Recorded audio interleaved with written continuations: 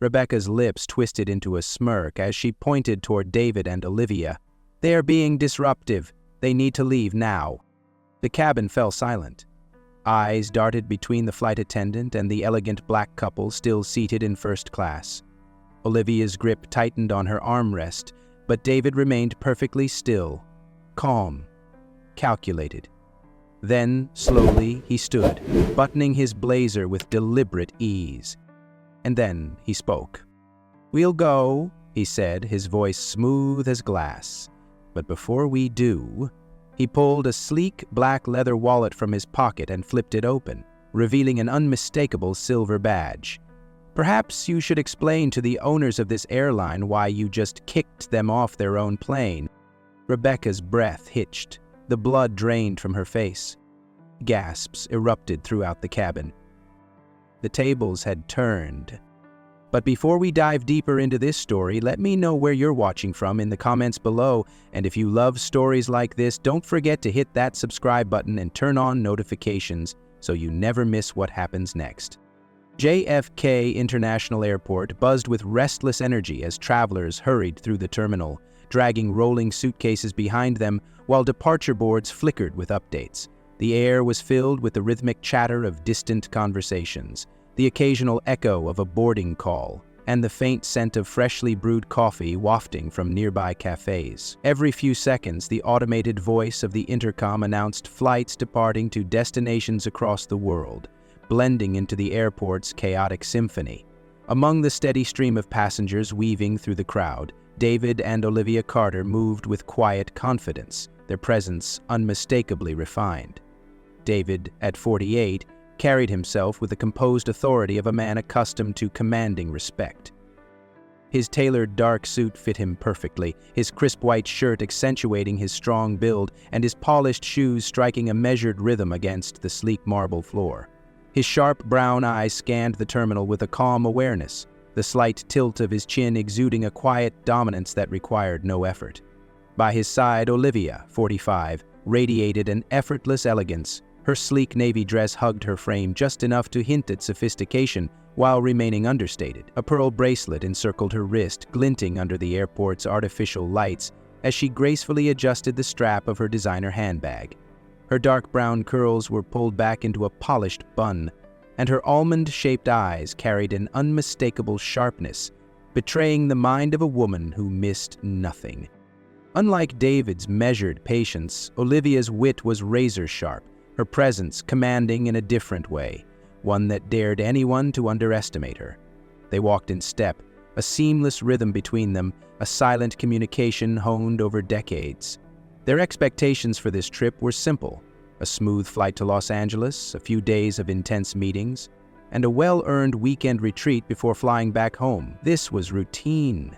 After months of relentless work, this flight was supposed to be the easy part, a moment of quiet, of luxury, a brief reprieve before they stepped back into the whirlwind of their high-powered lives. But neither of them knew that in just a few hours, they would not only be forced to confront the weight of deep-seated prejudice, but would also remind the world why power, when placed in the right hands, was the greatest equalizer of all. Rebecca Shaw stood at the gate, her manicured fingers drumming lightly against the podium as she scanned the line of first-class passengers. At 35, she had spent over a decade working for the airline, perfecting the art of polite efficiency. But beneath her poised exterior lay an unspoken bias that dictated her behavior in subtle yet undeniable ways. She prided herself on maintaining order, on ensuring that the first-class cabin remained an exclusive sanctuary for those she deemed deserving. And in her mind, David and Olivia Carter did not belong. The moment she saw them approach, her forced smile tightened. Something about the way they carried themselves, the quiet authority, the effortless elegance, set her on edge. Black passengers in first class were not unheard of, but the way these two held themselves with an air of expectation, as if their presence here was unquestionable, irritated her. Without realizing it, her posture stiffened. A few feet away, Samuel Peters adjusted the cuffs of his custom-tailored blazer, his eyes flickering toward the couple with detached curiosity. In his early 50s, he was the kind of man who moved through life unchallenged, his wealth affording him a buffer against discomfort. He was used to first-class lounges, to being waited on without question, and though he had never considered himself prejudiced, he had seen enough to know how the world worked. He watched as Rebecca's expression shifted, her initial warmth cooling into something more transactional.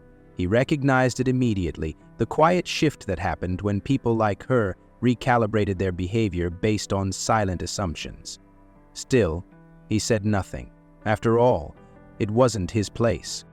Behind Rebecca, Sarah Evans nervously adjusted the hem of her uniform, watching the interaction unfold with growing discomfort. She was 29, fresh-faced, and still idealistic enough to believe that airlines should treat all passengers equally. But she had already learned that reality was often different. She had witnessed moments like this before. The extra scrutiny, the clipped tone of voice, the way certain passengers were treated as if their presence required justification. It unsettled her, but she hesitated, unwilling to challenge her senior colleague. She told herself it wasn't her fight, that it wasn't her job to fix what had been broken long before she arrived. Rebecca's voice remained smooth, but her eyes narrowed slightly as she took their tickets. "Didn't expect this today," she muttered under her breath, her fingers hesitating just a fraction too long before scanning the boarding passes. David caught the micro-expression, the tightening of her jaw, the flicker of surprise in her gaze before she masked it, but he didn't react. He simply nodded, his face unreadable. Olivia, however, was less inclined to let it pass unnoticed. One perfectly arched eyebrow lifted ever so slightly, her sharp eyes locking onto Rebecca's with a quiet warning. Rebecca forced a smile, but it didn't reach her eyes. She handed back the tickets with a perfunctory nod, already waving the next passenger forward. As David and Olivia moved toward the boarding tunnel, the weight of the moment settled between them. David said nothing, but Olivia exhaled slowly, a quiet, controlled breath. She knew this wasn't over. Neither of them did. And as they stepped onto the plane, the unspoken battle had already begun. David and Olivia stood at the entrance of the plane, waiting as Rebecca continued to greet passengers ahead of them with warm smiles and effortless charm. A middle-aged white couple received a friendly nod, followed by a businessman in a navy suit who was met with an enthusiastic, "Welcome aboard, sir. Enjoy your flight."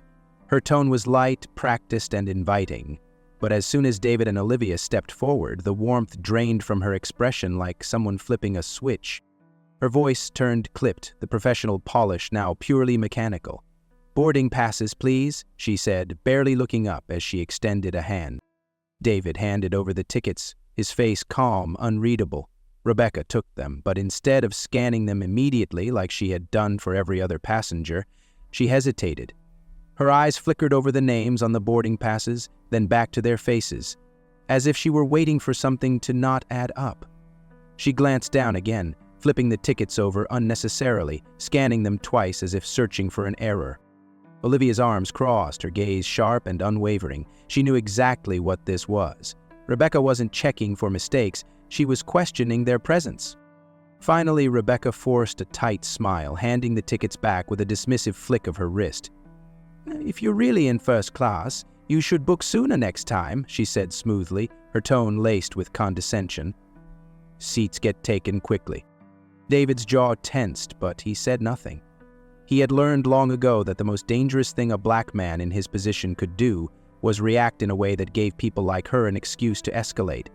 He simply reached for Olivia's hand, a silent reminder to stay steady. But Olivia was not the type to let a moment like this slide. She tilted her head slightly, her lips curving into a knowing smile. "Or maybe," she said, her voice dripping with controlled precision, "you should just do your job properly." Rebecca stiffened, her eyes flashing with something between irritation and unease. For a split second it seemed like she might say something else, but instead, she pressed her lips together and waved them through. As they walked past, Olivia leaned in ever so slightly, just enough for only David to hear. "She'll remember us," she murmured. David exhaled a quiet chuckle. "She already does." Behind them, Rebecca watched them take their seats, her fingers tightening around the stack of boarding passes in her hand. Her jaw clenched, her mind already racing. She wasn't done with them, Not yet. David and Olivia had barely taken a few steps past the check-in counter when a uniformed TSA agent stepped forward, blocking their path with a raised hand. "Excuse me, sir, ma'am. We need to conduct an additional screening," he said, his voice devoid of warmth, the words mechanical as if he had repeated them 1,000 times before. David barely reacted, his expression remaining unreadable, but Olivia's sharp eyes flickered with restrained irritation. They both knew what this was. It wasn't random. It was never random. Without a word, they stepped aside as directed, moving toward a secondary screening area. The agent gestured for them to place their carry-ons on the table, then motioned for David to spread his arms. A second agent, younger, seemingly less confident, moved in with the handheld scanner, running it over David's body with slow, exaggerated motions. The first agent turned to Olivia's handbag, unzipping it with a little too much scrutiny. He pulled out her neatly folded silk scarf, flipping it between his fingers before tossing it aside like it was nothing. Then came her makeup bag, her phone charger, her sunglasses, each examined far longer than necessary before being placed haphazardly back into the bag. David kept his breathing steady, his hands relaxed at his sides, but his jaw was locked tight. He could feel the eyes of the other travelers boring into them, the whispers starting to ripple through the line. From somewhere behind them, a voice carried just loud enough to be heard. "Some people just fit the profile." David's fingers curled slightly. Olivia turned her head just enough to locate the source of the voice. An older man in a wrinkled polo, shaking his head as if their presence was some kind of inconvenience. She inhaled slowly, centering herself before speaking, her voice barely above a whisper, but sharp enough to cut. "This never happens when I fly alone." David glanced at her, their eyes meeting in a brief but powerful moment of understanding. They had been here before, too many times. The agent finally finished patting David down, stepping back and nodding to the other. "All clear," he muttered. The second agent hesitated, looking down at Olivia's bag before reluctantly stepping aside. "You're good to go." David didn't thank them. Neither did Olivia. They gathered their things in silence, Olivia carefully placing each item back into her bag as if reclaiming ownership of what had been so casually dismissed. As they walked away, David exhaled slowly, shaking the tension from his shoulders. Olivia slipped her hand into his, her grip firm, grounding. "Welcome to first class," she murmured. David let out a quiet chuckle, but there was no humor in it. "Can't wait to see what's next." Stepping onto the plane, David and Olivia moved with the same quiet confidence they always carried, but the weight of the previous encounters lingered between them. As they entered the first-class cabin, Rebecca stood near the entrance, her hands folded in front of her, her expression schooled into neutrality. But unlike before, she didn't even attempt the forced politeness she had offered at the gate. She avoided looking at them entirely, her eyes flickering past them as if they weren't there at all. "But welcome aboard," she said smoothly, to the elderly white couple behind them. David and Olivia exchanged a glance, but said nothing. The first-class cabin was only partially filled, the plush leather seats arranged in perfect rows, the dimmed lighting casting a warm, inviting glow. A different flight attendant, a young blonde woman, was making her way through the cabin with a tray of champagne flutes, offering one to each seated passenger with a bright smile. "Champagne, sir?" she asked, stopping at the row ahead of them. The man in the seat turned and accepted his glass with a nod, chuckling as he joked about needing something stronger for the flight. When the flight attendant reached David and Olivia's row, her gaze flickered toward Rebecca, who had positioned herself just a few feet away. Something unspoken passed between them, and without a word, the blonde attendant moved on, skipping them entirely. David leaned back in his seat, exhaling slowly through his nose. Olivia, on the other hand, was not feeling quite as patient. She pressed the call button. A moment later, Rebecca appeared, her expression carefully blank. "Yes?" Olivia tilted her head slightly, her voice smooth but sharp.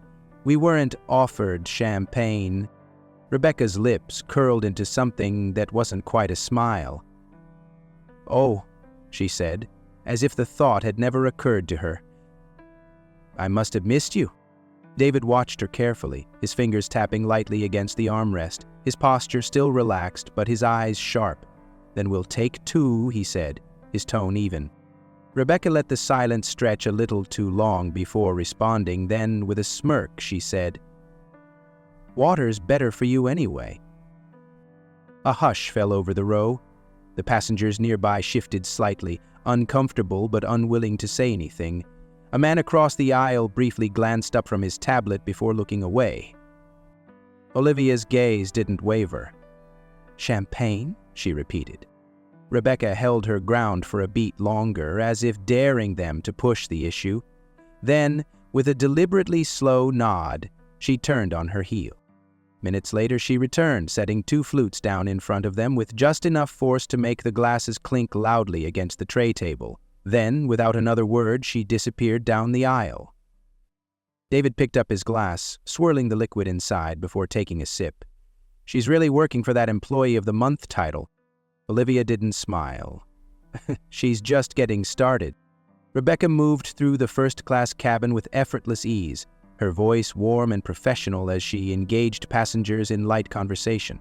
She laughed at a businessman's joke, complimented an older woman's scarf, and made sure the couple in the front row knew that if they needed anything at all, she was there to help. To the outside observer, she was the perfect flight attendant, attentive, friendly, and polished. But when she reached David and Olivia's row, the warmth in her demeanor vanished. She barely looked at them as she moved past, as if they weren't seated there at all. David waited. He let her serve the rest of the cabin, refilling drinks, adjusting tray tables, flashing smiles. He watched as she passed them again without a word, then returned minutes later with the meal cart. She began setting plates down, taking her time as she carefully placed entrees before each passenger. When she reached Samuel Peters, she lingered, asking if he wanted extra butter for his roll. Samuel barely acknowledged her, giving a distracted shake of his head before going back to his laptop. He was aware of what was happening, but like most men in his position, he had long ago learned the convenience of silence. Finally, Rebecca reached David and Olivia's row, or rather, she pretended not to. She moved right past them. David cleared his throat. "Excuse me," he said, his voice calm, controlled. "I believe you missed us." Rebecca paused, looking back at him with a slow blink, feigning surprise. "Oh," she said, as if just realizing it. "I must have skipped you." David tilted his head slightly, studying her. Must have.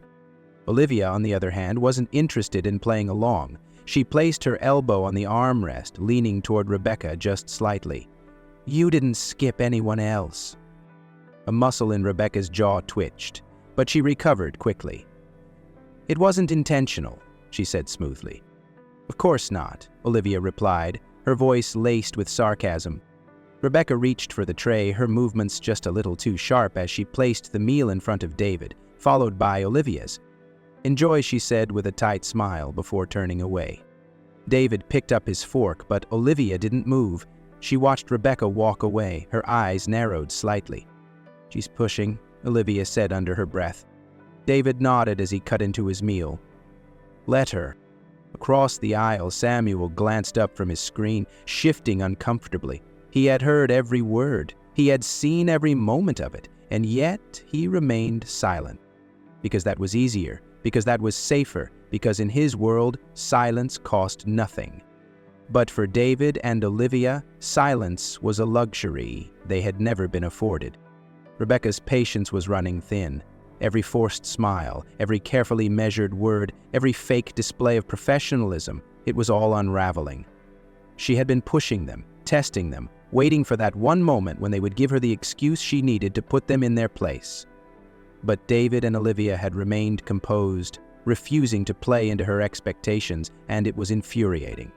She returned to their row under the pretense of clearing plates, but her hands were tense, her movements stiff. Olivia hadn't touched her meal. She had barely lifted her glass of water, her fingers tapping lightly against the armrest as if deciding whether this was the moment to escalate. David, as always, remained calm, chewing slowly, wiping his mouth neatly with his napkin. His ability to stay unbothered made Rebecca seethe.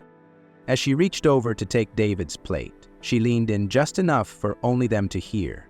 Her voice was a low, venomous whisper. "You people always act entitled." The words landed like a slap. Olivia's breath caught, her body going rigid, her fingers tightening against the armrest so hard her nails dug into the leather. David, on the other hand, froze in a different way. His eyes, usually so controlled, darkened with something more dangerous. He turned his head, meeting Rebecca's gaze, his expression unreadable. "Say that again," he said quietly. Rebecca faltered. For the first time since this flight began, she hesitated. There was something in the way David looked at her, something unshakable, something that stripped away every ounce of power she thought she had. She suddenly realized she had overstepped. But instead of backing down, she doubled down. "You heard me," she muttered. And then, without thinking, without planning, she shoved him. It wasn't a small push. It wasn't a casual brush of movement. It was deliberate, forceful, a burst of pent-up frustration as her hands pressed against David's shoulder and sent him back against his seat. A collective gasp filled the cabin. For a moment, everything froze. The first-class section had been filled with whispers, passive glances, and silent discomfort until now. But this was something different. This was something no one could ignore. David hadn't moved. He sat there, his back pressed against the seat, his arms still resting on the armrests, his gaze locked onto Rebecca as if dissecting the exact moment she had lost control. Olivia was already pushing up from her seat, eyes blazing, her body coiled tight with rage. You did not just... Rebecca realized her mistake a second too late. She had physically touched a passenger, and not just any passenger, a black man sitting in first class. She had crossed the line. Panic flooded her system. She needed to fix this. She needed to flip the narrative. Her voice shot through the stunned silence, sharp and urgent. "They're being aggressive. Remove them from the flight." The reaction was immediate. 2 flight attendants, one of them Sarah, rushed toward the scene. The other passengers sat in stunned silence, processing what had just happened. David didn't move. Olivia, however, was already reaching for her bag, her expression somewhere between livid and amused. Rebecca, still breathless, straightened her uniform and pointed at them. "They're being disruptive. They're making me feel unsafe. They need to go." Samuel Peters, still seated across the aisle, shifted uncomfortably, his lips pressing into a thin line. He had seen the entire thing. They all had. And yet no one spoke. The tension in the cabin thickened, waiting for the next move. The tension in the first-class cabin was suffocating. The stunned silence of the other passengers was quickly shattered by the heavy steps of 2 airline security officers pushing their way down the aisle. Their expressions were unreadable, their postures rigid with authority, but their actions were already decided before they even arrived at the scene. Without hesitation, their eyes landed on David and Olivia, not Rebecca. "What's going on here?" the taller of the 2 officers asked, glancing between Rebecca and the seated couple. Rebecca wasted no time, straightening her uniform, her expression one of well-rehearsed distress. "They became aggressive toward me," she said, her voice laced with just the right amount of tremor to suggest fear. "I tried to do my job and they became disruptive. She motioned toward David, was being hostile. I don't feel safe continuing the flight with them on board." David let out a slow breath, tilting his head back against his seat, his eyes briefly closing as if absorbing the sheer predictability of it all. Olivia, on the other hand, was already reaching for her purse, shaking her head in a quiet, simmering fury. The officers barely looked at Rebecca before turning to David and Olivia. "Sir, ma'am, I'm going to have to ask you to step off the plane." David's jaw tightened. "On what grounds?" His voice was steady, calm, controlled. But there was an edge to it now, a quiet warning beneath the restraint. "You have been accused of causing a disturbance and making a crew member feel unsafe," the officer stated, his tone flat, uninterested in debate. "A crew member who physically put her hands on my husband?" Olivia's voice cut through the cabin like a blade, her tone dangerously sharp. You want to talk about making someone feel unsafe?" The officer barely acknowledged her words. He simply stepped back, motioning toward the aisle. "Sir, ma'am, let's not make this more difficult than it needs to be." Samuel Peters shifted uncomfortably in his seat. He had seen the whole thing. So had the woman across the aisle, her fingers gripping the armrests as if debating whether to say something.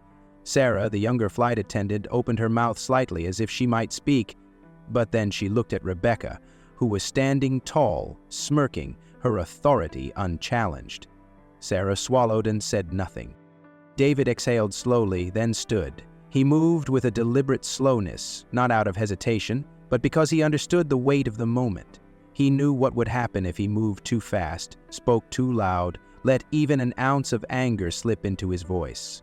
He had spent his whole life navigating moments like this. Olivia followed, her chin held high, her expression unreadable. They stepped into the aisle, but just before she walked past Rebecca, Olivia paused, turning to look at her directly. Rebecca's smirk widened just slightly, the victorious glint in her eyes unmistakable. She had won. But then Olivia spoke, her voice quiet, steady, and chilling.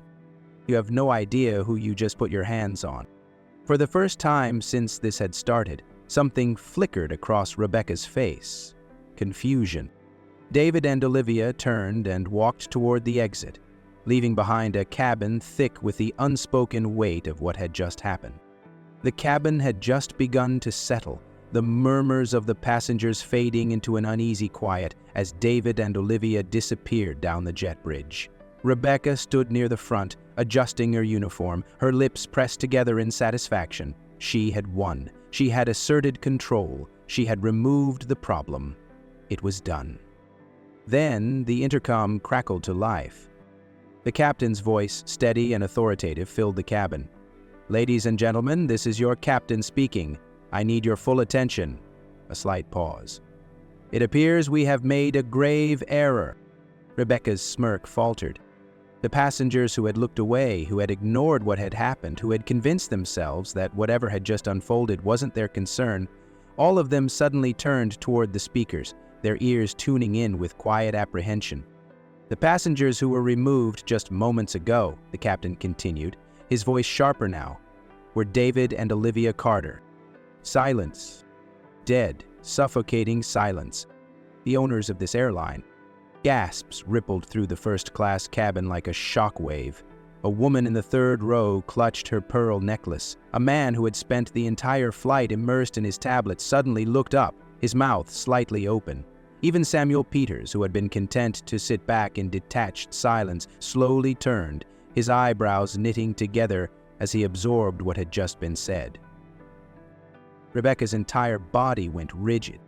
The world tilted beneath her. The intercom crackled again. "We are currently working to rectify this mistake," the captain said, his tone laced with something new, something close to anger.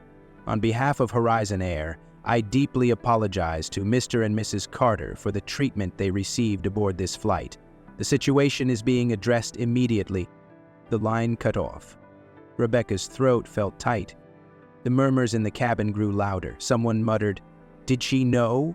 Another voice, softer, nervous, asked, "What happens now?" But Rebecca couldn't hear them. She could only hear the blood pounding in her ears. She turned her head slowly, feeling eyes burning into her from every direction. The passengers who had ignored the incident moments ago were now watching her, waiting to see what she would do next. The younger flight attendant, Sarah, looked pale, shifting awkwardly on her feet. Rebecca forced herself to take a breath, to steady her nerves. This wasn't over. It couldn't be. And then she saw them. David and Olivia, walking back down the jet bridge. Their heads were high, their expressions unreadable, but their presence alone shifted the entire energy of the cabin. Rebecca swallowed hard, gripping the edge of the beverage cart to keep her hands from trembling. She had made a mistake. A terrible, irreversible mistake. And now she was about to pay for it. Rebecca's face drained of color as she watched David and Olivia step back onto the plane, their presence now impossible to ignore. The passengers who had remained silent only moments ago shifted uncomfortably in their seats, some glancing down at their laps, others pretending to be engrossed in their in-flight magazines or phones. No one spoke. The weight of the moment was too heavy. David's measured steps carried him back into the first-class cabin with quiet authority, his posture relaxed, but his eyes sharp. Olivia walked beside him, her chin lifted, her expression unreadable, yet every inch of her radiated power. They weren't returning as passengers, they were returning as the ones who controlled this entire airline, and everyone knew it. Rebecca stood frozen near the galley, her hands gripping the beverage cart so tightly her knuckles turned white. For the first time since this ordeal began, her confidence shattered. She opened her mouth, but no words came out. The silence stretched unbearably long. Finally, she forced her throat to work. "Mr. and Mrs. Carter? She stopped, floundering, her professional mask cracking under the weight of her own miscalculation. I had no idea who you were." Olivia let out a soft, humorless laugh. "Oh, we know." Rebecca flinched, her breathing shallow, her body betraying the panic she was desperately trying to conceal. Olivia stepped forward, closing the distance between them, her voice low and controlled, every syllable slicing through the air with precision. "Tell me something, Rebecca," she said, tilting her head slightly. "If we weren't the owners, would you have cared?" Rebecca's mouth opened again, but nothing came out. She blinked rapidly, her mind scrambling for a way to salvage the situation, to find a way to explain away the inexcusable. But the truth lay between them, undeniable and suffocating. David finally spoke, his voice calm but firm. "If we were just another black couple in first class, would we have been treated any differently?" Rebecca's lips parted, but she hesitated. Olivia's gaze was unwavering, pinning her in place. "Say it." Rebecca swallowed hard, the heat of 100 silent stares pressing against her. Every passenger was waiting, watching, judging. "I never meant to be—" "Tinstein?" "Don't lie," Olivia interrupted, her voice still eerily controlled. "You knew exactly what you were doing. Every fake smile, every dismissive glance, every time you acted like we didn't belong here, it was deliberate."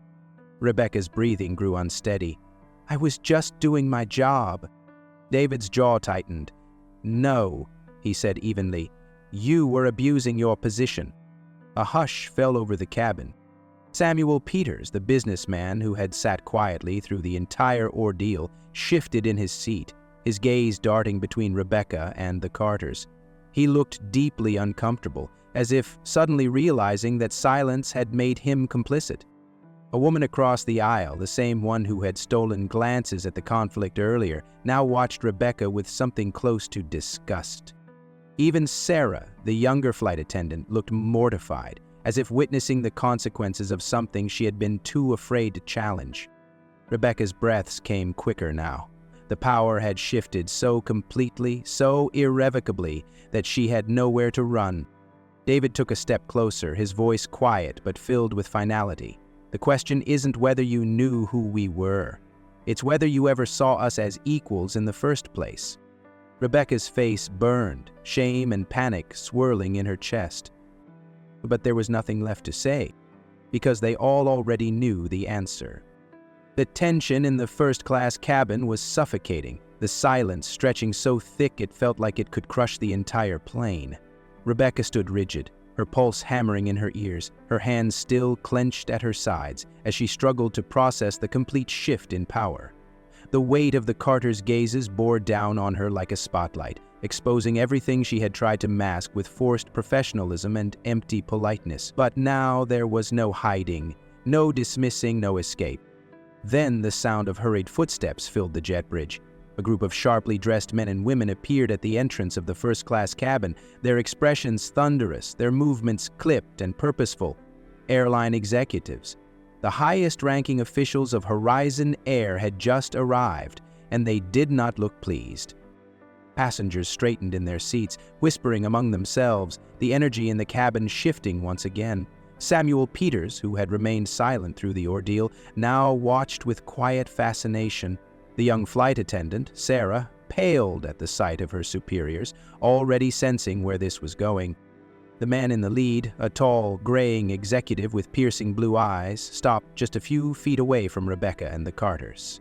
His gaze flickered between them before landing on Rebecca with the kind of stare that stripped a person down to their bones.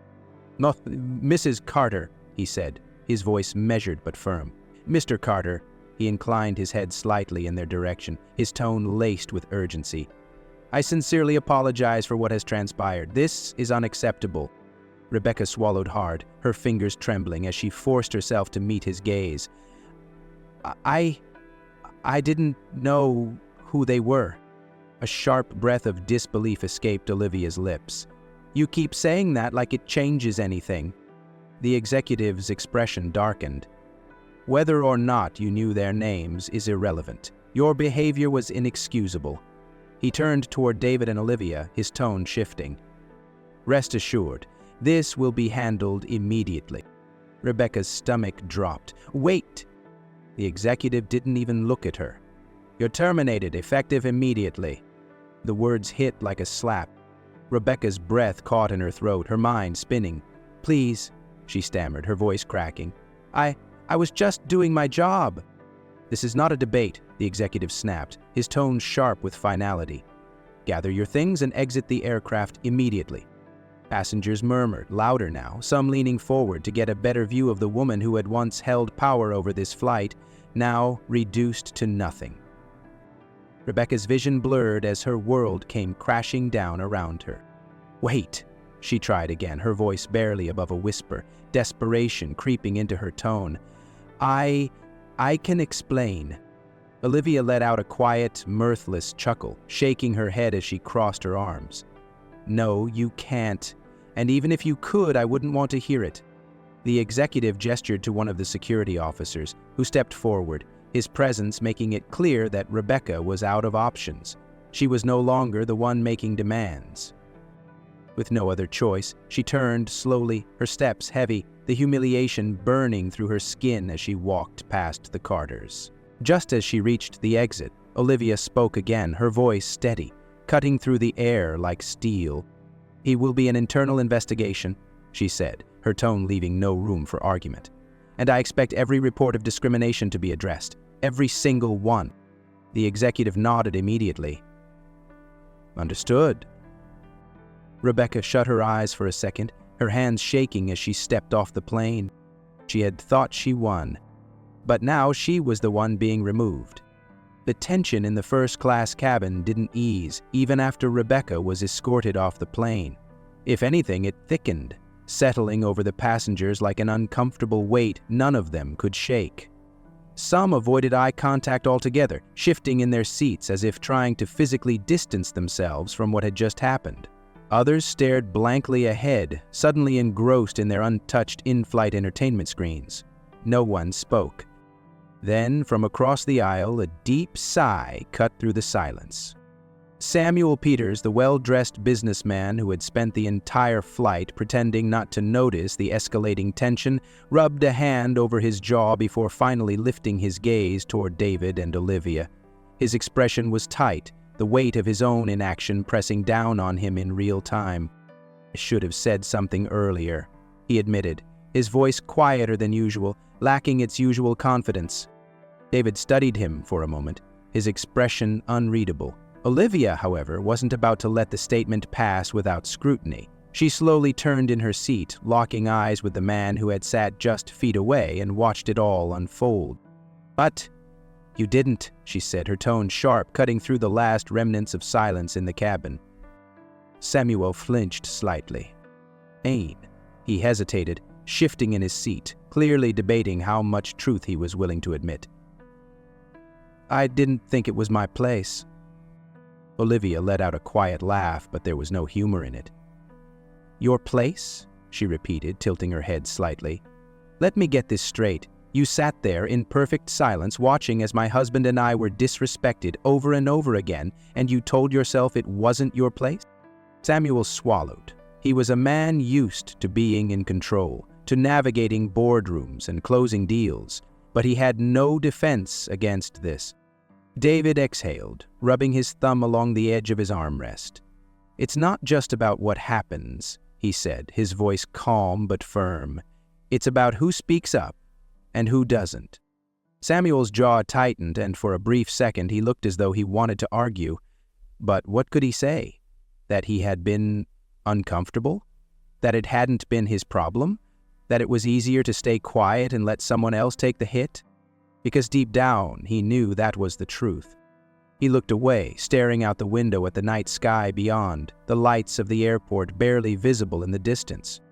A woman across the aisle who had previously kept her nose buried in a book finally found her voice. "I think," she started hesitantly, her fingers twisting in her lap, "I think a lot of us should have said something." David turned his gaze toward her, but he said nothing, waiting to see if she would continue. She inhaled sharply, as if bracing herself. "It's just that people don't want to get involved." She gestured vaguely around the cabin. "We see things happen, we know they're wrong, but we convince ourselves it's not our fight. We hope someone else will step in so we don't have to." "And what happens when no one does?" Olivia asked, her voice measured, challenging. The woman had no response. The murmurs in the cabin grew softer, but the shame remained. Passengers exchanged guilty glances, the uncomfortable truth settling in. It was easy to sit in silence, easy to ignore injustice when it didn't directly affect you, easy to watch and do nothing.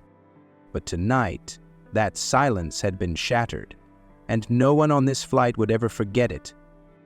David let his gaze sweep across the cabin, taking in the downturned faces, the eyes that suddenly found great interest in seatbelt buckles, in the untouched glasses of champagne, in the blank television screens that flickered in front of them. No one wanted to meet his eyes. No one wanted to face what had just happened. He leaned forward slightly, his voice even, steady, yet carrying the weight of something much heavier. "If we weren't rich and powerful," he asked, letting the question hang in the air, "would any of you have defended us?" Silence. Not a single voice. No one moved. No one spoke. The weight of the question settled over them like a storm cloud, suffocating and undeniable. David exhaled, nodding slightly as if he had expected it. "That's what I thought." Olivia crossed her arms, her expression sharp as she scanned the passengers. "The truth is," she added, "some of you were uncomfortable. Some of you saw what was happening and knew it was wrong. Some of you even thought about speaking up." Her eyes locked onto Samuel, who shifted under her gaze. "But you didn't." The woman who had spoken earlier, the one who had admitted that people didn't like to get involved, dropped her head slightly. David continued, his voice softer now, but no less powerful. "We weren't the first people this has happened to, and we won't be the last. The only difference is that this time someone had to pay attention." He tilted his head slightly. "But what about all the times no one does?" A few passengers looked at each other, as if hoping someone else would have an answer. None of them did. "The next time you see something like this happen," Olivia said, her voice cool but firm, "ask yourself, if we weren't who we are, if there weren't consequences, if there weren't cameras or headlines, would you have cared? Would you have helped?" More silence. The air was thick with shame, with realization, with the weight of their complicity. Samuel cleared his throat, finally finding his voice. "I was wrong," he admitted, his voice tight. "I should have spoken up." David gave a small, tired smile. "You still can." Samuel blinked. "What?" Olivia leaned back in her seat, tilting her head. "If you're really sorry, then don't just sit there. Next time, do something." The businessman swallowed, nodding slowly, as if letting the words sink in. David turned back toward the front of the cabin, signaling that the conversation was over. The lesson had been taught. What they did with it from here on out, well, that was on them. The hum of the airplane's engine filled the void where silence had once reigned, and no one would ever sit in first class quite the same way again. As the plane began to taxi down the runway, Olivia let out a soft exhale, adjusting the bracelet on her wrist. The tension in the cabin had shifted, no longer the quiet hostility of earlier, but something heavier, something that clung to the air like the aftermath of a storm. People weren't just uncomfortable anymore. They were aware, and awareness was a burden some of them clearly weren't ready to carry.